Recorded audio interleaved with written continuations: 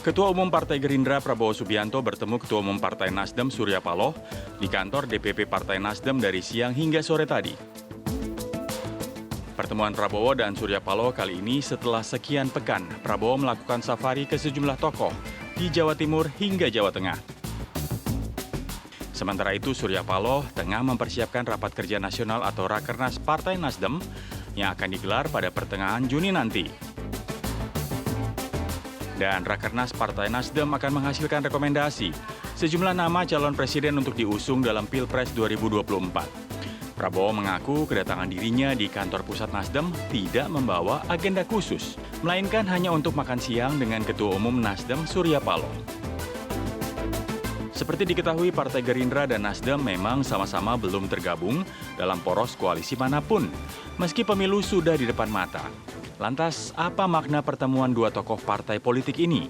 Lalu, apakah ada agenda lain jelang Pilpres 2024 di balik makan siang bersama tersebut?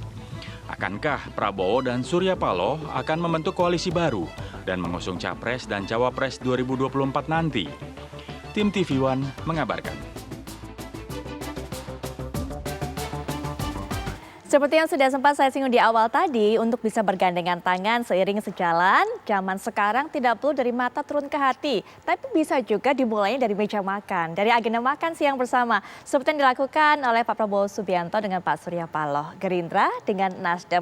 Apakah kemudian ini sinyal-sinyal ataupun juga tanda-tanda bahwa sebenarnya kedua partai ini sepemikiran, sehati, dan juga akan merajut kerjasama bersama atau membangun koalisi menyambut pemilu 2024 mendatang. Untuk bisa nanti memberikan gambarannya bagaimana hitung-hitungannya antara Gerindra dan juga Nasdem dan juga dengan pengaruhnya terhadap koalisi-koalisi lainnya. Akankah terbentuk juga poros-poros baru, calon capres, cawapres baru. Untuk itu kita akan membahas mengenai hal ini bersama pengamat politik yang sudah hadir di samping saya, Mas Adi Prayitno. Assalamualaikum warahmatullahi wabarakatuh. Selamat malam, Mas Adi. Waalaikumsalam warahmatullahi wabarakatuh. Baik, Mas Adi nanti tentunya bisa berikan pandangan apa sebenarnya maksud dari pertemuan ini, pertemuan makan siang yang memang kalau kita dengar selama ini atau seharian ini adalah baik dari Nasdem, Gerindra mengatakan bahwa ini cuma silaturahmi biasa, ini cawalan, ini melepas rindu begitu. Benar nggak hanya melepas rindu? Nah, kita juga akan bahas hal ini juga, kita akan dengarkan bagaimana pendapat juga dari Bang Dhanil Anzar Simanjuntak selaku juru bicara dari Pak Prabowo Subianto. Assalamualaikum warahmatullahi wabarakatuh. Selamat malam Bang Dhanil. Waalaikumsalam warahmatullahi wabarakatuh, Mbak Putri. Selamat malam. Baik, dan juga dari Mas Adi. Selamat malam Bang Dhanil. Nah, dari Nasdem juga kita akan mendengarkan nanti bagaimana penjelasan dari Kang Muhammad Farhan. Assalamualaikum warahmatullahi wabarakatuh. Selamat malam Kang Farhan. Waalaikumsalam, selamat malam semuanya. Maaf ya, video saya belum muncul. Oke, nanti. Terima kasih sekali.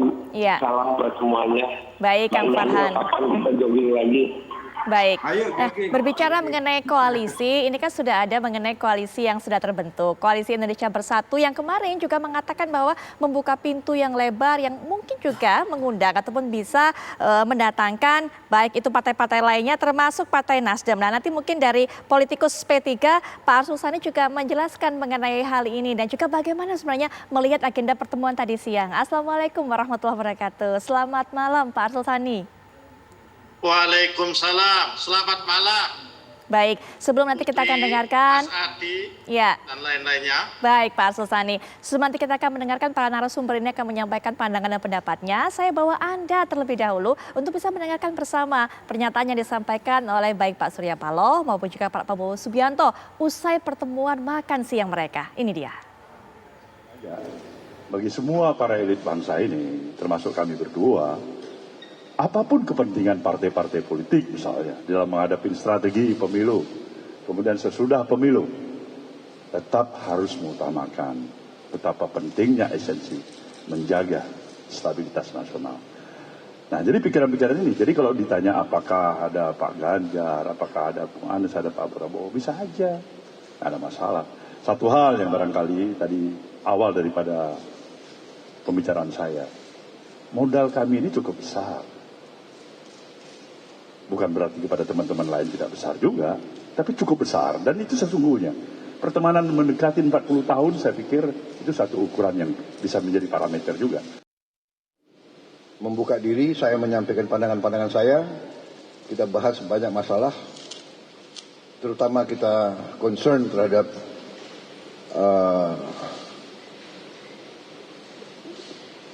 masa depan bangsa kita. Kita ingin laju pembangunan, kita ingin arah pembangunan bangsa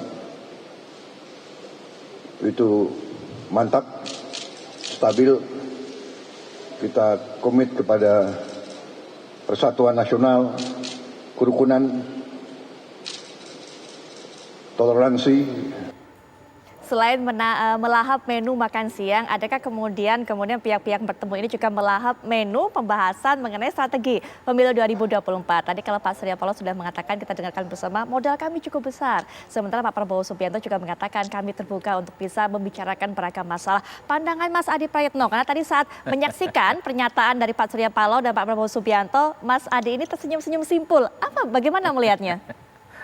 Ya, saya kira banyak hal yang bisa ditafsirkan dari pertemuan elit. Apalagi ini adalah pertemuan ketua umum partai. Kalau di panggung depan saya kira pasti bicaranya tentang bagaimana membangun bangsa, tentang kebersamaan, tentang gotong royong, tentang demokrasi dan seterusnya. Tapi kan kemudian banyak elit Nasdem mengonfirmasi kemungkinan Prabowo Subianto dan Pak Surya Paloh ini bicara tentang soal koalisi. Ini kan triggernya diawali gara-gara Koalisi Indonesia Bersatu itu membentuk satu poros koalisi politik. Ada Golkar, ada P3 dan ada PAN. Sepertinya partai-partai ini juga agak sedikit mulai membicarakan menuju jalan panjang 2024. Ketika KIB ini sudah menjelma menjadi satu poros politik, tentu partai-partai yang lain yang punya keinginan untuk mencapreskan kandidat tertentu pasti sedang merajut komunikasi politik soal kemungkinan bagaimana mereka membentuk satu blok politik lainnya. Sekalipun misalnya PDIP selalu diasosiasikan dekat dengan Gerindra, tapi saat ini belum ada yang bisa memastikan bahwa kedua partai ini akan berkoalisi. Betul. Terutama kalau soal bicara tentang bagaimana komposisi capres dan cawapres. Satu sisi misalnya ada yang bilang antara Prabowo Subianto dan Puan. Betul. Belum tentu PDIP mau Puan itu nomor 2. Karena secara partai misalnya PDIP itu adalah pemenang pemilu 2 periode dan di situ ada Puan. Begitupun sebaliknya. Kalau Puan nomor 1, Gerindra belum tentu mau. Karena Puan misalnya saat ini elektabilitasnya belum muncul secara signifikan. Sementara Prabowo sekalipun partainya masuk 3 besar, tapi elektabilitasnya saat ini nomor 2. Ini kan rajutan-rajutan politik yang tidak mudah. Sekalipun kemesraan dua partai ini sangat terlihat di berbagai tempat. Sementara pada spektrum yang lain kita juga melihat bagaimana Nasdem juga melakukan aksi-aksi politik yang belakangan tentu saja juga bagian dari manuver politik. Misalnya di bulan ini kemungkinan Nasdem akan mengumumkan sejumlah nama kandidat capres. Betul. Yang masuk dalam nominasi kandidat mereka, misalnya ada Ganjar, ada Anies gitu ya, dan ada kemudian Erick Thohir, ada juga Andika Perkasa yang kemudian disonding kepada publik. Dalam konteks itulah ketika Nasdem mencoba untuk menjadi pemain kunci di Pilpres 2024, tentu butuh partner politik yang kemudian bisa diajak kerjasama.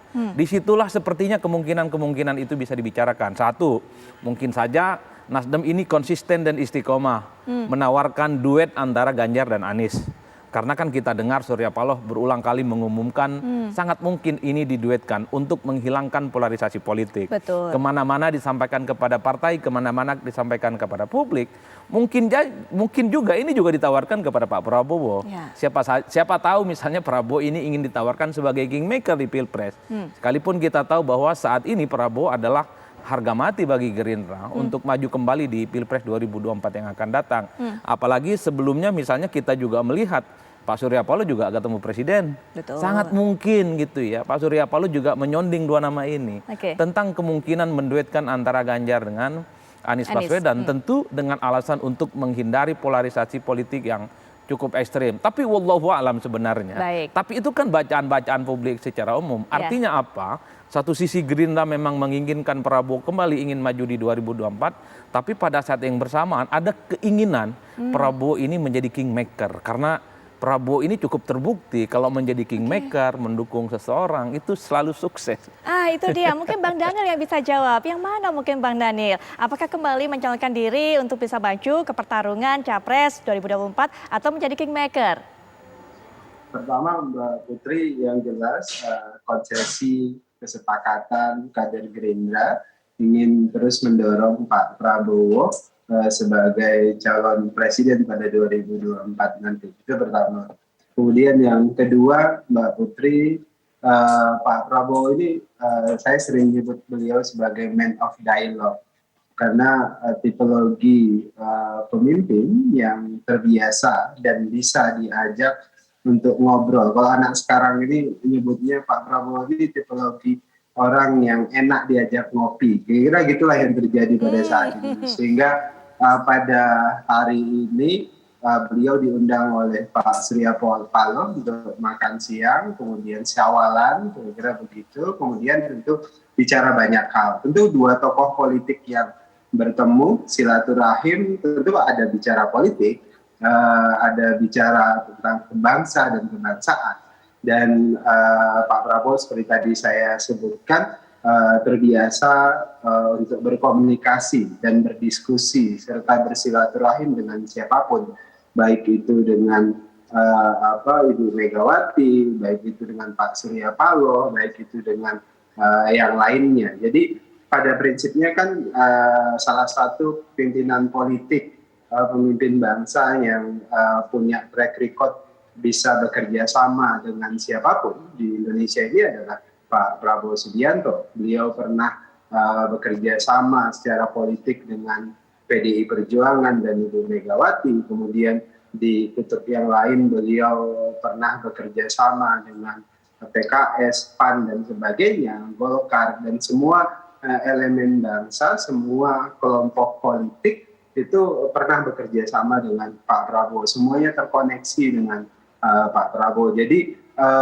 komitmen Pak Prabowo pada 2024 nanti adalah salah satunya tadi seperti disebutkan oleh Mas Adi, kita menghindari polarisasi yang terlalu tajam. Kita ingin pastikan kontestasi politik 2024 nanti itu menjadi kontestasi yang penuh nuansa fastabiqul khairat, berlomba-lomba dalam kebaikan untuk bangsa dan negara. Jadi komitmen Pak Prabowo itu. Oleh sebab itulah Pak Prabowo sangat terbuka merajut jahitan kebangsaan dari satu kelompok dengan kelompok yang lain. Jadi terbuka sekali untuk membangun silaturahim politik, silaturahim kebangsaan atau koalisi kebangsaan dengan siapapun. Baik, berbicara mengenai konsistensi, nah ini tadi Mas Adi juga sudah menyinggung Kang Farhan bahwa sepertinya beberapa waktu belakangan ini Pak Surya Paloh selalu konsisten mengajukan duet Anies Ganjar yang menjadi atau bisa menjadi solusi dari polarisasi ke berbagai partai. Termasuk pada hari ini diajukan juga nggak saat berhadapan atau juga bertemu dengan Gerindra. Tapi nanti mungkin Kang Farhan bisa dijawab, termasuk juga Pak Arsul bagaimana dari Koalisi Indonesia Bersatu melihat pertemuan ini. Kita akan bahas sesaat lagi.